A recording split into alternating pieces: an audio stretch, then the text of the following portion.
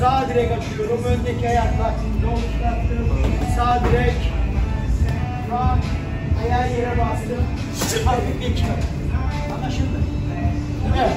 Karşılıklı yapıyoruz. Bakın. 2, 3, 4, 5, 6. Reaksiyondayız. Bakıyoruz. 2, 3, 4, 5, 6.